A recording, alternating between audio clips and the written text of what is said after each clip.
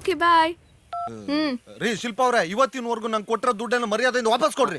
ಯಾಕ್ ಚಿಕ್ಕ, ಏನಾಯ್ತು?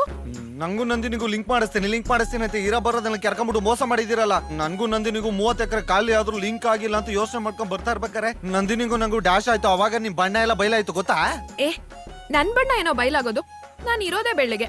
ಮುಚ್ಕೊಂಡ್ ಏನಾಯ್ತು ಅಂತ ಹೇಳೋ. ಆಮೇಲೆ ಏನಾಗುತ್ತೆ, ನಾನೇ ಪರಿಚಯ ಮಾಡ್ಕೊಂಡು ಐ ಲವ್ ಯು ಅಂದೆ, ಕಪಾಳಕ್ ತೆಗೆದು ಕೊಟ್ಲು. ಸರಿಯಾಗೆ ಮಾಡಿದಾಳ ಅವಳು. ಹಾ, ಇನ್ನೇನ್ ಮತ್ತೆ. ಪಾಪ ನಂದಿನಿ ಮೊದ್ಲೇ ಪುಕ್ಲಿ. ಅವಳು ತುಂಬಾ ಇಷ್ಟಪಡೋ ಹುಡ್ಗ ದಿಢೀರ್ ಅಂತ ಮುಂದೆ ಬಂದ್ರೆ ಏನ್ ಮಾಡ್ತಾಳೆ? ಈ ಸಮಾಜಕ್ಕೆ ಹೆದರ್ಕೊಂಡು ಹಾಗ್ ನಾಟಕ ಮಾಡಿದಾಳೆ. ಇರ್ಬೋದೇನೋ. ಅದು ಚಿಕ್ಕ, ನಿನ್ ಮೇಲೆ ಅವಳಿಗೆ ತುಂಬಾ ಪ್ರೀತಿ. ಹೌದಾ? ಹೆಂಗೆ? ಇನ್ನೇನ್ ಮತ್ತೆ, ನಿನ್ ಕಪಾಳಕ್ ಹೊಡಿಯೋ ನೆಪದಲ್ಲಿ ಟಚ್ ಮಾಡಿದಾಳೆ. ಅರ್ಥ ಮಾಡ್ಕೋ. ಅವಳು ಟಚ್ ಮಾಡಿದ ತಕ್ಷಣ ನಂಗೆ ಕವಿತೆಗಳೆಲ್ಲ ಬಂದ್ಬಿಡ್ತು, ನಂಗೆ ಗೊತ್ತಿಲ್ದಂಗೆ. Very good. ಇದೇ ಖುಷಿಲಿ ಸಂಜೆ ಮಿಸ್ ಮಾಡ್ದೆ 30,000 ತಂದ್ಬಿಡು. ಯಾಕೆ? ನನ್ ದಿನ ಕೂಲಿ ಮಾತಾಡೋದು ನಿನ್ಗೆ 20,000 ಅಷ್ಟೇ. ಯಾಕಪ್ಪ? ಕಾಂಪೌಂಡರ್ನ ಕವಿ ಮಾಡಿದ ಫೀಸ್ ಯಾರು ನಿಮ್ಮಪ್ಪ ಕೊಡ್ತಾನ? ಆಯ್ತು, ಇನ್ನು 5 ಎಕರೆ ಇದೆ, ಬೀದಿಗೆ ಬರೋವರೆಗೂ ಕೊಡ್ತಾನೆ ಇರ್ತೀನಿ. Very good. ನಾನು ಅಷ್ಟೇ. ಆ ಬ್ರಹ್ಮ ನಿನ್ ಹಣೆಯಲ್ಲಿ ನಂದಿನಿ ಹೆಸರು ಬರ್ದಿದಾನೋ ಇಲ್ವೋ ಗೊತ್ತಿಲ್ಲ, ನಾನಂತೂ ಬರಿತೀನಿ.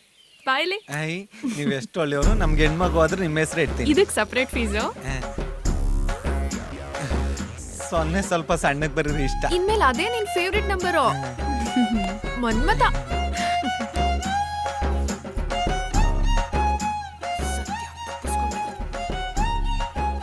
I love you Nandini.